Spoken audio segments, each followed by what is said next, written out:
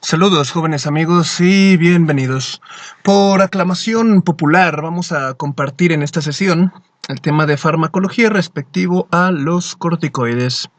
Comenzamos. Como siempre, la mejor forma de aprender la farmacología es por medio de la entrevista con el medicamento. Entonces, nosotros le preguntamos al medicamento: oye, corticoide, oye, pastillita, bueno, ¿y tú qué eres? Dice: bueno, profe, yo soy un químico derivado del ácido cólico extraído de los animales y de las sapogeninas extraídas de algunos vegetales.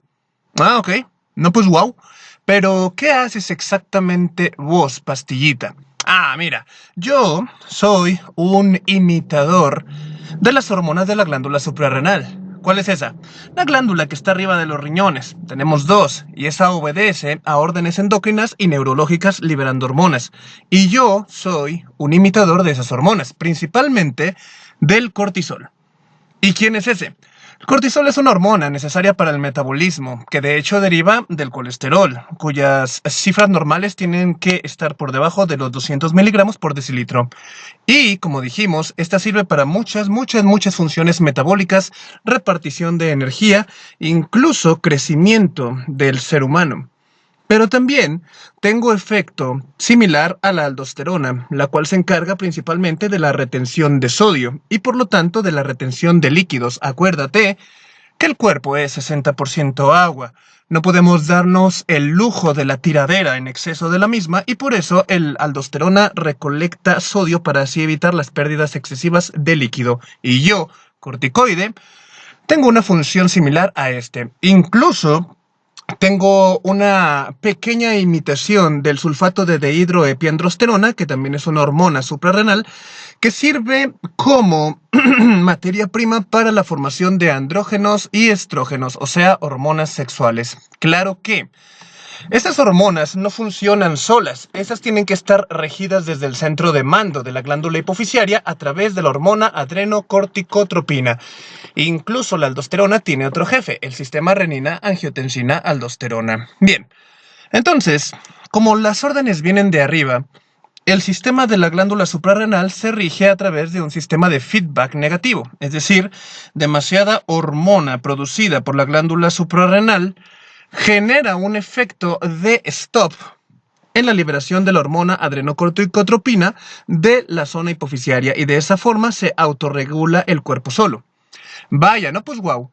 ¿Cuánto tiene el efecto de estas hormonas? Bueno, nos dice la pastilla: mira, profe, como te dije antes, yo tengo efecto, yo soy un imitador de esas hormonas, principalmente del cortisol, por eso me llaman corticoide. Y en situaciones fisiológicas, tiene un periodo de acción de 90 minutos. ¿Y qué hace? ¿Cómo actúa? Bueno, tiene influencia en casi todas las células del cuerpo. De hecho, una vez liberado por la glándula suprarrenal, viaja a través de la circulación unido a transportadores específicos, la globulina transportadora ligadora de corticoides y la albúmina. Es decir, solo 95% nada más viaja unido a proteínas y 5% de las hormonas suprarrenales permanecen libres para la acción.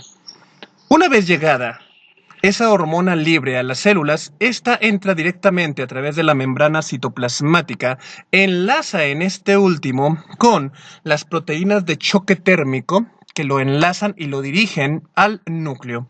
Una vez entrando al núcleo, el corticoide enlaza con las cadenas de ADN en los cromosomas mediante una unión llamada elemento de unión de corticoides y lo que propicia es la función de copiado y generación del RNA mensajero para que salga al retículo endoplásmico rugoso directamente a los ribosomas y estos se pongan a trabajar en el producto que se supone que la célula forma. O sea que el cortisol es un activador de todas las células del cuerpo precisamente para que se lleven a cabo funciones endocrinas, neurológicas y de crecimiento. Bien. Entonces, como habíamos mencionado, algunos de los efectos principales del cortisol a nivel fisiológico son todos estos, pero como dijimos, no es eterno, como los abuelos. Tienen 90 minutos aproximados de su función y acción y posteriormente a eso lleva a cabo eliminación, principalmente hepática, pero solamente el 1% se va a través de la orina. ¿Qué tal?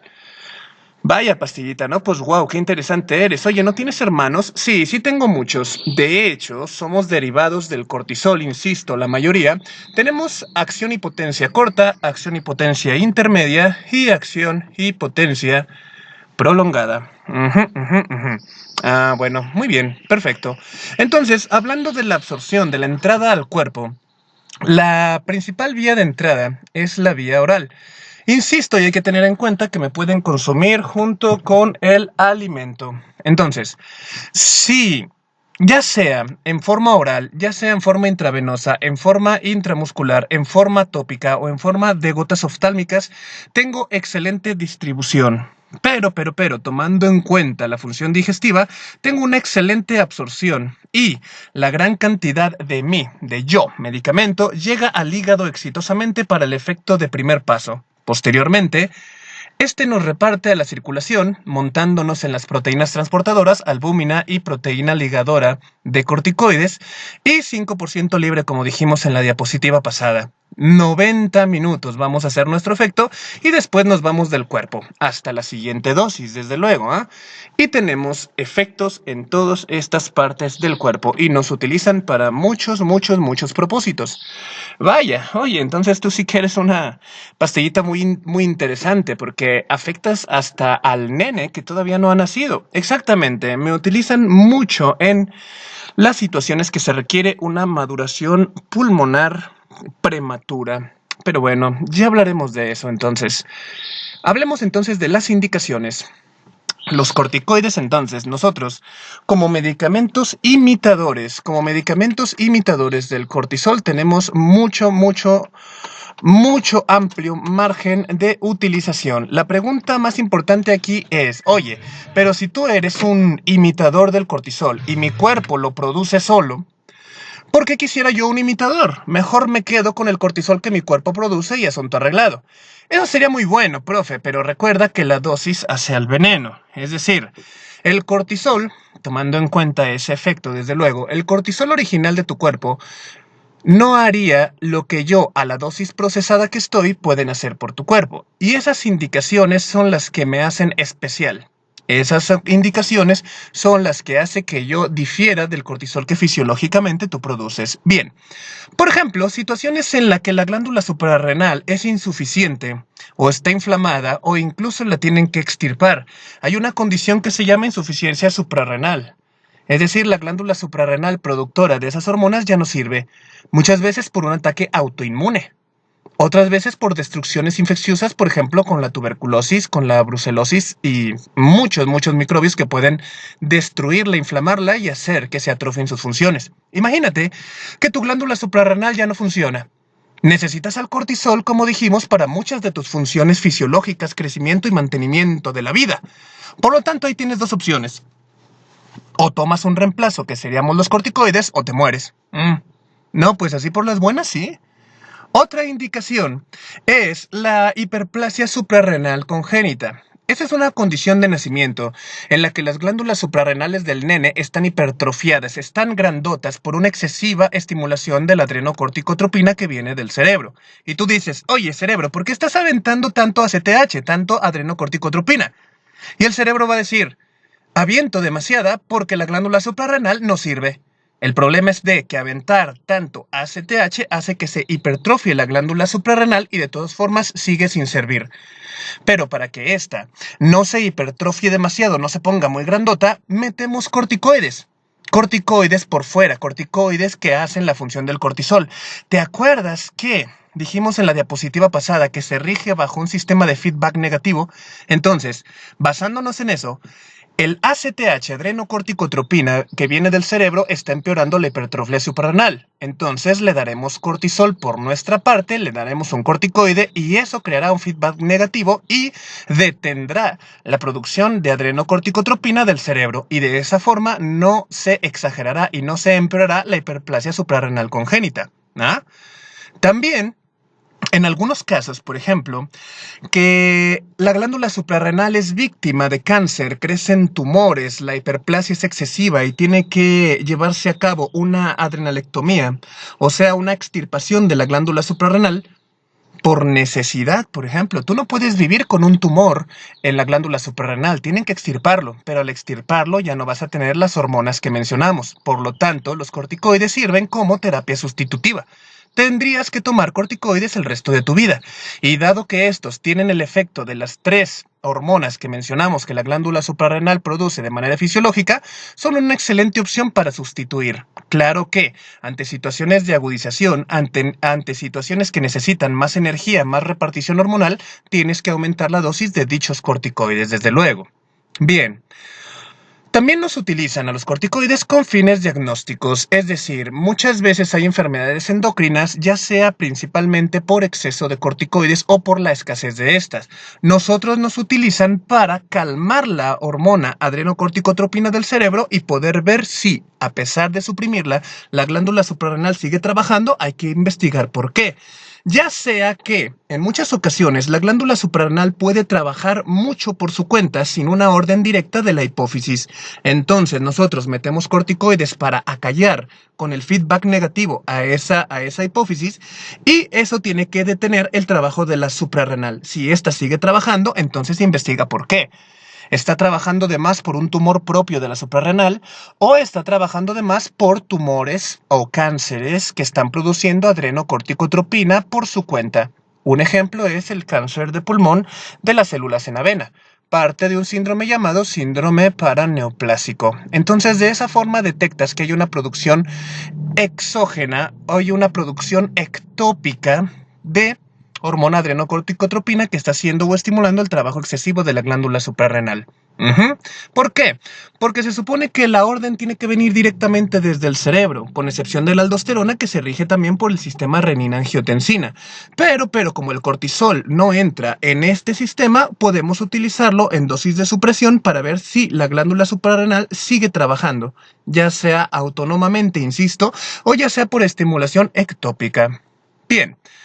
Como habíamos mencionado, se utilizan mucho el betametasona, dexametasona en los casos de maduración pulmonar fetal, cuando las condiciones de un embarazo indican que tiene que salir ese nene por vía prematura, por el bien del binomio madre e hijo, y el pulmón todavía no está totalmente maduro, fisiológicamente madura entre la semana 28 y 34 de la gestación, pero si estamos antes de ese periodo o durante ese periodo, el uso de corticoides, dexametasona, betametasona son una buena opción inyectados a la mamá para que estos lleguen al feto, estos lleguen al bebé y obliguen a una maduración pulmonar anticipada. Desde luego, posteriormente, por los valores bioquímicos del índice lecitina esfingomielina, ya podremos ver si ha madurado y puede salir ese nene prematuramente. Claro, tendrá otras complicaciones como prematuro, pero le damos cancha a su función pulmonar por medio del uso de los corticoides. Bien, cuando una persona tiene trasplante de cualquier tipo de órgano, el problema de la histocompatibilidad hará que se genere un rechazo. Es decir, yo te dono a ti un órgano, tu cuerpo lo va a detectar como ajeno. Tus defensas van a detectar ese órgano trasplantado como un invasor y se van a ir en contra de él. Como mencionamos en diapositivas pasadas, los corticoides a dosis más altas que las fisiológicas producen una disminución de la fosfolipasa A2, producen una disminución de los leucotrienos, producen una disminución de la migración leucocitaria y produce una disminución de las quimiosinas. Por lo tanto, disminuiríamos el ataque de las defensas ante un órgano trasplantado, evitando de esa manera el rechazo y permitiéndole al paciente conservar dicho órgano. Claro que tendría también efectos adversos como la disminución de las defensas y dejarlo vulnerable a infecciones oportunistas, tanto que vienen de fuera como de las que ya viven en el cuerpo. ¿Sí? Bien. También los corticoides se utilizan, hablando de la disminución de los leucotrienos, hablando de la disminución del ataque inmune, en las cuestiones alérgicas. Por ejemplo, en personas que padecen condición asmática, rinitis alérgica, los corticoides son un excelente medicamento de mantenimiento. Dado que las alergias están mediadas por una legión del sistema inmune llamado eosinófilos principalmente, la abolición de estos por medio del corticoide hace que tanto la vía respiratoria superior como la nariz, garganta y oído no estén proclives a la inflamación, al ataque autoinmune y a la alergia. evitando de esa manera las cuestiones inflamatorias y sobreinfecciosas. Bien, también en algunas condiciones autoinmunes como la artritis reumatoide, una condición autoinmune en la que las defensas atacan el cartílago articular principalmente, puede ser de buena opción los corticoides. Incluso situaciones de inflamación de la bolsa articular como la bursitis o contracturas musculares, contracturas tendinosas, rigidez tendinosa, las lumbalgias, las dorsalgias, los dolores musculares por exceso de trabajo, mal descanso, torcedura, contusiones, golpes. Los corticoides son una excelente opción analgésica y relajante muscular. Bien, hablando de las cuestiones alérgicas y autoinmunes, también las cuestiones en el ojo, las uveitis, las conjuntivitis estacionales alérgicas, las neuritis ópticas, ya sea por cuestiones de virus, por ataque autoinmune o incluso medicamentos, pueden ser revertidas, desinflamadas con éxito con el uso de los corticoides por su función al bloquear los fosfolipasas A2 y disminuir el ataque inmune. Estos disminuyen exitosamente la cuestión de la cascada inflamatoria y ayudan desde luego a paliar los síntomas. No son la solución, insisto, pero sí ayudan a quitar los síntomas inflamatorios. Otras enfermedades autoinmunes como el lupus eritematoso sistémico, el síndrome de Sjögren u ojo seco, la miastenia gravis o la enfermedad articular, como dijimos, cuyo principal cuerpo del delito son tus mismas defensas, los corticoides siempre serán una de las principales y mejores opciones. También, como mencionamos, en la cuestión alérgica de tipo asma o una inflamación bronquial crónica como el EPOC, estos, el fluticasona, el deflazacort, el beclometasona, son buenas opciones para liberar un ataque de agudización tanto asmática como epocosa. Claro que también existen los agonistas adrenérgicos como el salbutamol o los anticolinérgicos como el bromuro de hipratropio. Pero, también los corticoides como el deflazacort, beclometasona, pueden ser buena opción para el mantenimiento de un vía respiratoria inferior desinflamada, no obstructiva. Bien. Desde luego, enfermedades de la piel que van desde ataques alérgicos hasta ataques autoinmunes también pueden ser revertidos con corticoides. Condiciones como las dermatitis atópicas, el pemfigoide, el líquen plano, las cuestiones atópicas alérgicas, psoriasis y las dermatitis seborreicas que acompañan a otras enfermedades crónicas pueden ser controladas y revertidas con corticoides, ya sea de uso sistémico, pastilla e inyección, o ya sea de uso tópico, ungüento. Desde luego, insisto, estos solamente paliarían las agudizaciones, los síntomas, mas no revertirían la causa en sí, porque muchas de estas son autoinmunes. Tu cuerpo ya está diseñado para que tus propias defensas ataquen esas partes de tu cuerpo y eso ya no se te va a quitar, por lo menos no hasta el momento. Se puede controlar con corticoides, que son una opción, pero no eliminar totalmente. Bien. Condiciones de proteinuria, condiciones de pérdida de nutrientes, a veces por cuestiones de nacimiento o por cuestiones autoinmunes como el síndrome nefrótico, también pueden ser controladas con corticoides. Condiciones en las que tus defensas se van contra los componentes de la sangre, glóbulos rojos, glóbulos blancos, plaquetas como la anemia hemolítica, púrpura trombocitopénica idiopática, mieloma múltiple, pueden ser controlados también con el corticoide porque este aplaca al sistema inmune enloquecido y hace que el daño a tu propio cuerpo sea menos.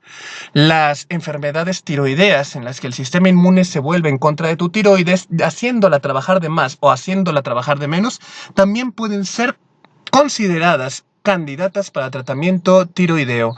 Incluso enfermedades autoinmunes intestinales como el esprueno tropical, enfermedad inflamatoria intestinal, la enfermedad de Crohn, el CUSI, son controladas exitosamente con los corticoides. Si ya lo notaste, la mayoría de las condiciones que te acabo de mencionar tienen que ver con una condición autoinmune, tus defensas yéndose en contra tuya. Entonces, los corticoides a dosis farmacológica, no dosis fisiológica como la de tu cuerpo, son buena opción para controlar ese ataque autoinmune y evitar que órganos vitales queden dañados. Incluso el cortisol. El cortisol, al igual que la tiroides, al igual que la adrenalina, se consideran la chispa de la vida. Quiere decir que cuando tú tengas una situación de colapso, un choque séptico, un choque hipovolémico, un choque anafiláctico, el corticoide puede ser una gran opción para evitar el colapso circulatorio y el colapso funcional de los órganos. También se tienen en cuenta, desde luego, ante una situación de extrema prioridad para restablecer la circulación a los órganos. Bien. Vaya, cuántas funciones tienen los corticoides, ¿eh? Así es, bien por ti, pastillita. Hablemos entonces de la parte fea. Los efectos adversos. Bueno, pues es muy bueno el corticoide para limitar toda esa cuestión, especialmente las cuestiones del sistema inmune, pero al bajar el sistema inmune porque te está atacando a ti, también dejas a la persona proclive a infecciones oportunistas, la tuberculosis, el citomegalovirus, el herpes. Todo lo que se supone que se controla con el sistema inmune a manera crónica va a despertar, va a ser liberado y te va a atacar. También, el cortisol de manera fisiológica es un mitigador, es un regulador del metabolismo, pero también en su presencia hace que aumente la glucosa para que tu cuerpo pueda trabajar y tener energía. El problema es que al utilizar corticoides de manera farmacológica aumentas la glucosa en tu cuerpo, por lo tanto la predisposición a la diabetes. Uno de los principales efectos adversos del uso crónico de corticoides son la pancreatitis, y que páncreas se inflame es una situación de verdadera urgencia, una situación que ensombrece el pronóstico a corto y mediano plazo. No es muy común que pase, pero ante un paciente con pancreatitis con historial de uso crónico de corticoides, ten en cuenta que estos son el efecto adverso que presentaron. Otro punto que presentan los corticoides en contra y a la larga es la dificultad para la mineralización de los huesos. Por lo tanto, situaciones como osteopenia, osteoporosis pueden llegar prematuramente en el paciente tratado a largo plazo con los corticoides. Por lo tanto, estudios como la densitometría ósea tienen que ser tomados en un utilizador de corticoides crónico. En cuanto a las situaciones emocionales, enfermedades psiquiátricas, los corticoides tienden a empeorar el estado de ánimo abatido. Hay que tener mucho cuidado con personas con trastorno de ansiedad y depresión porque el uso crónico de los corticoides puede descompensar la condición emocional de estos pacientes y llevar a una agudización, a un ataque de ansiedad, a un ataque de angustia, a una condición de delirio o peor abatimiento emocional. Atentos en ese punto. También, como el cortisol es un repartidor de energía, es un jefe que pone a trabajar a tu cuerpo, el uso de los corticoides es normal que te vuele el sueño, que te dé insomnio. ¿Por qué? Porque tu cuerpo está trabajando, está utilizando la glucosa que el cortisol liberó y probablemente te vayas a desvelar. Bien. También otro de los efectos adversos a la larga de estos medicamentos es que pueden generar opacificación del cristalino, o sea, catarata. Esta nos puede pasar por muchas razones. La principal causa es el envejecimiento, pero si tú eres un utilizador de corticoides de largo plazo, también tienes que hacerte una revisión oftalmológica al menos una vez al año para ver que el cristalino no esté opacificado, una condición de catarata. También pueden aumentar la presión intraocular, el humor vítreo en la cámara anterior, el humor acuoso en la cámara anterior del ojo puede aumentar su presión sin que el ángulo del conducto de Schlemm esté cerrado, es decir, puede generar glaucoma de ángulo abierto y si este ya está instaurado puede empeorarlo. Por lo tanto, hacer ajustes al medicamento hipotensor del humor acuoso en la cámara anterior del ojo es prioritario en los utilizadores crónicos de corticoide. Claro que el cortisol es un motivador del metabolismo, principalmente del metabolismo anabólico. Por lo tanto, los utilizadores crónicos de estos medicamentos tienden al aumento de peso. También, como dijimos que los corticoides tienen un pequeño porcentaje de acción tipo aldosterona, la retención de sal y la retención de agua pueden llevar al paciente a padecer hipertensión, incluso Insuficiencia cardíaca. ¿Por qué? Porque van a retener agua, van a retener líquidos. Imagínate que ya tienes un corazón lastimado, un corazón infartado que es demasiado débil para mover tanta cantidad de agua y tú le das un corticoide a ese paciente. Su efecto imitador de aldosterona recolectará sodio y eso hará que el agua se junte, se conserve en el cuerpo, aumentando el trabajo para un corazón herido, empeoraría la insuficiencia cardíaca. De hecho, uno de los tratamientos que vimos en el video de insuficiencia cardíaca para ayudar al corazón herido es los diuréticos, tirar agua. Por lo tanto, los corticoides empeorarían la situación al conservarla por su efecto aldosterona. Y uno de los efectos indeseables más frecuentes del uso crónico de corticoides es el síndrome de Cushing, el cual lleva a alteraciones en el metabolismo, alteraciones en la redistribución de las proteínas, alteraciones en la redistribución de las grasas, acúmulo de grasa subcutánea y todas estas condiciones de esta colorida lista de verde. El uso crónico de corticoides puede llevar entonces al síndrome de Cushing. Y eso sería un indicativo para replantearse la dosificación u optar por otras opciones antiinflamatorias en el paciente. Claro que si tiene una condición ya no corregible, entonces optamos por el riesgo-beneficio. Se mantiene la utilización de corticoides si es que da más beneficio que riesgo y todas estas condiciones del síndrome de Cushing se le otorga medicamento para paliarlas. Esta es una de las preguntas estrellas en los exámenes de destreza diagnóstica, no lo olvides. Bueno, profe, pero usted dice y dice que los tomadores crónicos de corticoide, ¿cuánto es un tomador crónico de corticoide? Más de 2 semanas.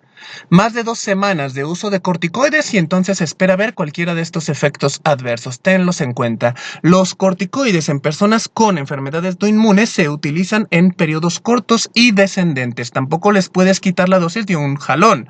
Tienes que ir en dosis decrecientes. Pero, cuando no hay más opción que usarlos de manera crónica, entonces ten en cuenta todo esto y da medicamento para cada una de esas condiciones. Si se infectó, dale el antimicrobiano. Si tiene hiperglucemia, dale el hipoglucemiante. Si tiene osteoporosis, osteopenia, dale el reemplazo de calcio, calcitriol, ácido alendrónico. Si tiene insomnio, dale medicamento para inducir el sueño. Si tiene aumento de peso, llévale con el nutriólogo control de peso. No habiendo opción, paliamos las cuestiones de los efectos adversos. Por lo tanto, conociendo los efectos adversos, jóvenes amigos, también deducimos cuáles serían las contraindicaciones. Una persona con diabetes descompensada no le das corticoides, un retenedor de líquido tampoco por su efecto aldosterona. Una persona con hipertensión descontrolada menos retienes sodio, retienes agua y le empeoras la hipertensión. Una persona con úlcera péptica también no le das corticoides porque estos bloquean los leucotrienos, bloquean las prostaciclinas, pero sobre todo bloquean las prostaglandinas, que son un ingrediente básico de la capa protectora del estómago. Una persona con úlcera péptica no le das corticoide ni AINE porque ambos niegan la prostaglandina, niegan la capa protectora y hay quemazón de la zona muscular por el propio ácido clorhídrico. No se lo das a personas que tienen osteoporosis, desde luego por la desmineralización o la falta de la misma que provocan los corticoides. No le das en un proceso infeccioso activo, eso es muy importante porque bajarán las defensas y muchas veces las defensas son la única defensa que tiene el paciente para poderse curar. Estoy hablando de las infecciones por los virus. No se lo das a una cardiopatía, a una persona cuyo corazón insuficiente no puede con tanta agua, no le das el corticoide, porque este va a retener agua, va a retener sodio y le vas a empeorar el trabajo al corazón que de por sí ya no chacha bien. Desde luego, una persona con tuberculosis activa no se lo das porque es una enfermedad oportunista que está encarcelada en la mayoría de nosotros gracias al sistema inmune. Alteraciones mentales que tienden al abatimiento emocional también tiene que tener mucho cuidado el uso de corticoides porque pueden empeorar la misma. Y desde luego, una persona con presión intraocular aumentada, tener mucho cuidado, pero si no hay opción y hay que utilizarlo sí o sí, entonces las revisiones por el especialista indicado y medicamentos que reviertan dichos efectos adversos o los que se puedan. Es ahí donde viene una complicación con muchos pacientes que es la polifarmacia. Pero bueno, ya hablaremos de eso. Sencillo, ¿eh? Bueno, agradezco mucho vuestra gentil atención, jóvenes amigos. Quejas, comentarios, malas caras, mándenmelo al inbox de esa cuenta de Facebook. Me tardo en contestar, pero sí contesto. Pásenla bien. Bonito día.